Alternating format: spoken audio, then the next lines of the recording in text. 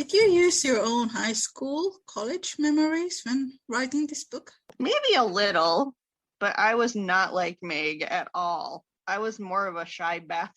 I was never in with the in crowd or doing things like going to prom, and I guess I was more like the John character, not really feeling like I fit in high school, and I was quiet and liked to read. And so maybe you're right, and I did draw on my high school experiences. I'm just now realizing, but it wasn't for Meg, it was for the John character. You know the movie Mean Girls?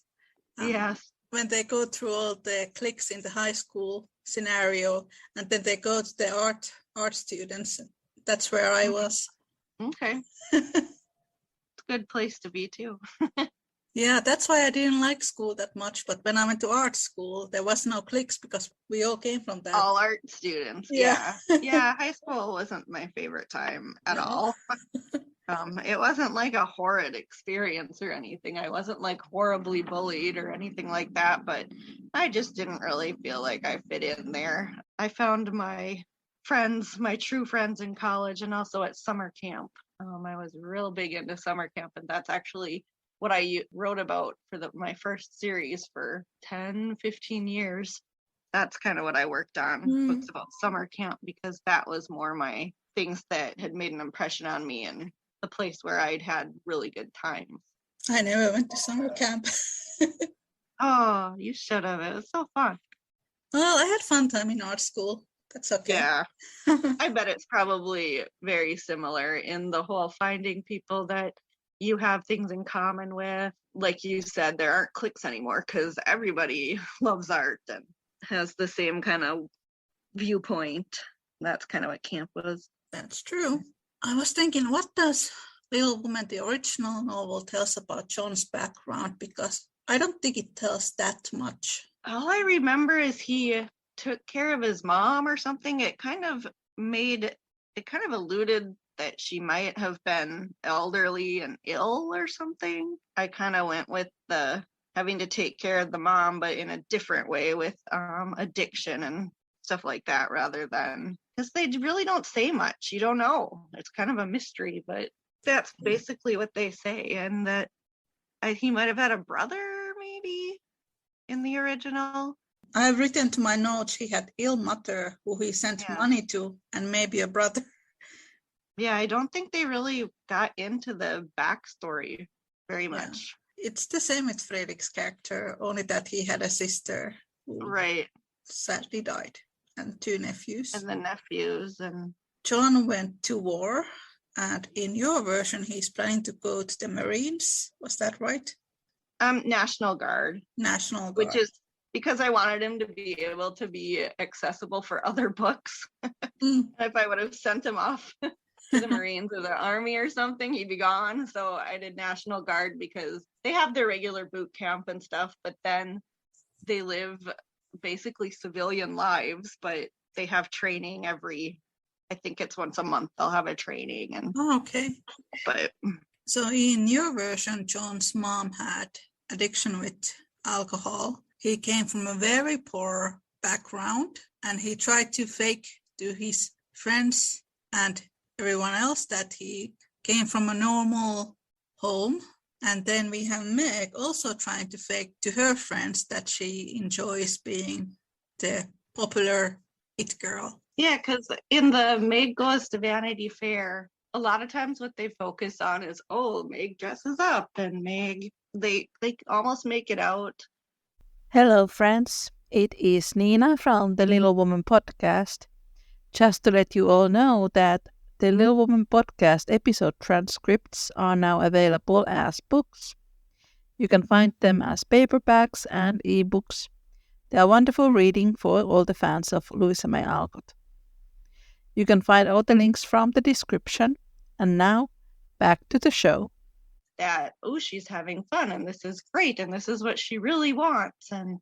And she did want to, run with that crowd, but she also realized things she didn't like about it when she's being talked about. And when she's just realizing, I thought I wanted to run with this crowd, but maybe there's some negatives too. So I tried to kind of focus on that in my book, the discovering who you are, and maybe that's not what you thought you wanted in life when you mature and grow up a little bit. I think that's a huge theme in Little Woman in the original book as well, that the things that you want as a teenager are not necessarily those things that you want as an adult. Yeah, definitely. You can see that in a few of the different storylines. Yeah. In Louisa May Alcott's. Jo says that her castle in the air is to write books and own horses and be filthy rich. But then in the second book, there's the chapter All Alone. She realizes she wants companionship and she wants someone to have a life with. Exactly. She still does want to be a writer, and she does write, but I think she's happier with the life that she ends up making for herself than the life that she maybe imagined as a 15-year-old. And I think what Meg wanted, she wanted to be popular and have nice things. And rich, and she wanted to be like her friends and throwing the balls and buying the expensive fabric and keeping it, and the pretty dresses and the servants and all that. And then in the second part, she no longer wants those things. No, she just wants to be wife and mom and her own little family, and it seems like she's pretty happy doing that. It is a big part of Little Woman storylines. Then you had Laurie making pranks. That was one of my favorite parts in the original, and they don't often adapt that, but they did in my introduction to Little Women, which was the cartoon from Japan in the 80s.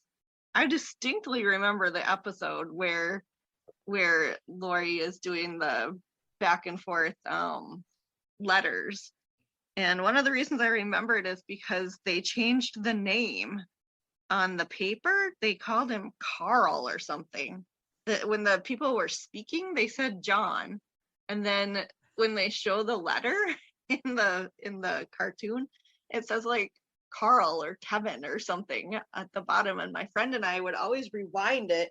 And the character says, as she's reading it, your servant John Brooks or something, but it clearly says a different name, and my friend and I always thought that was hilarious, so we'd rewind that part in the tapes that my grandma would tape for us. So I distinctly remember this prank part, and it's never in the movies, and I'm always disappointed. So I wanted to make sure that I adapted the prank of the fake letters to and from Meg and John.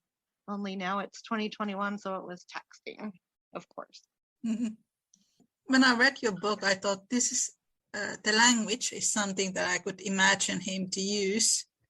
He wrote in a way that Meg could recognize that wasn't written by John. Yeah.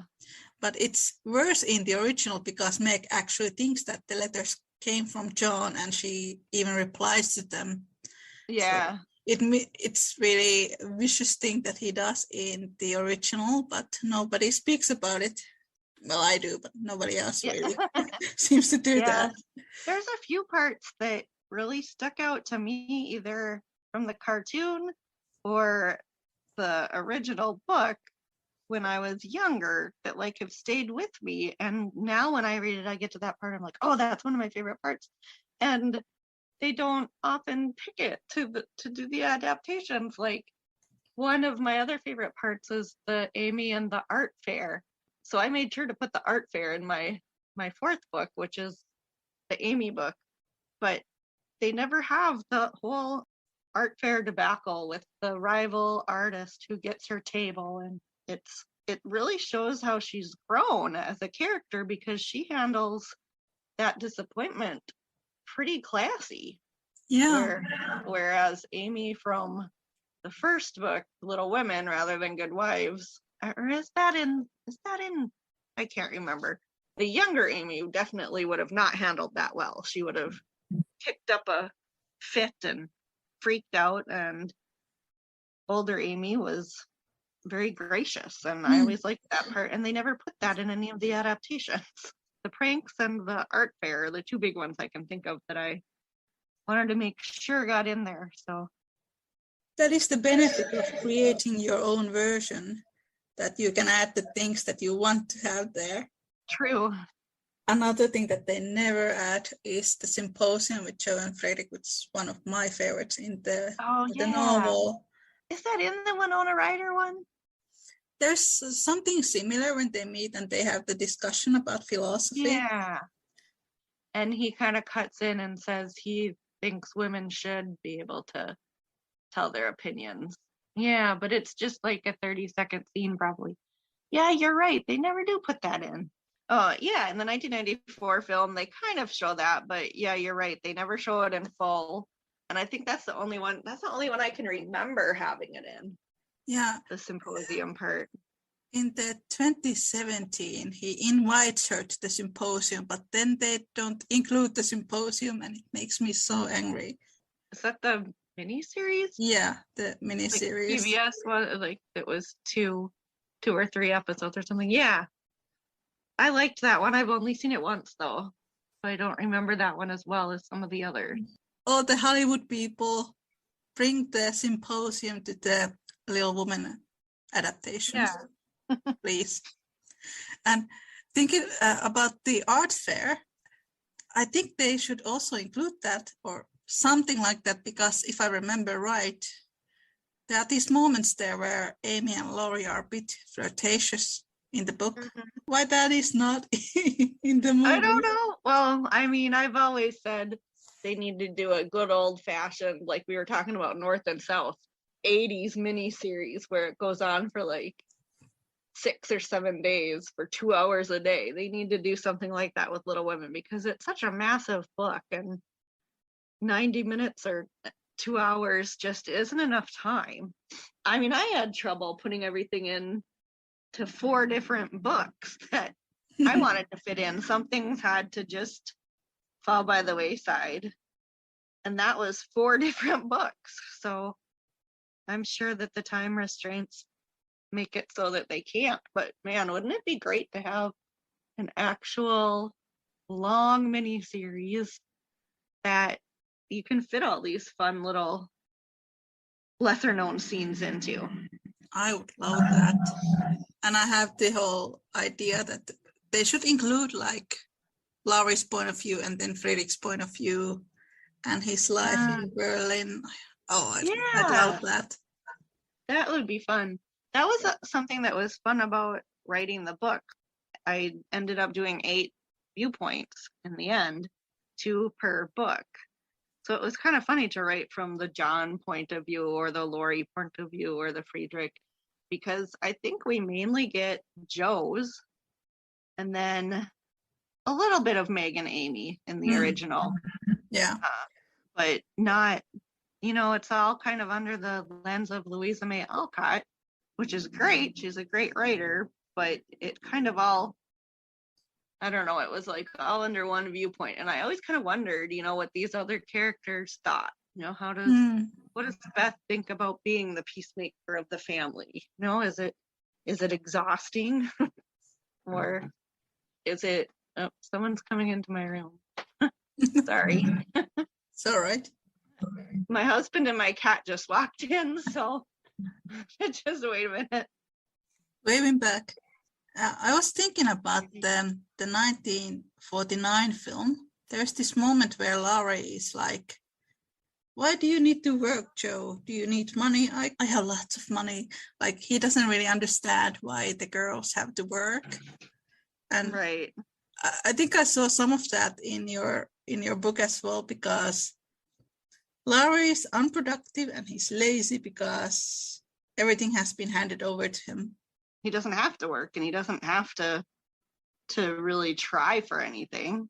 And I think when you grow up like that, you don't really understand. You can't really comprehend that there is another way of life for other people.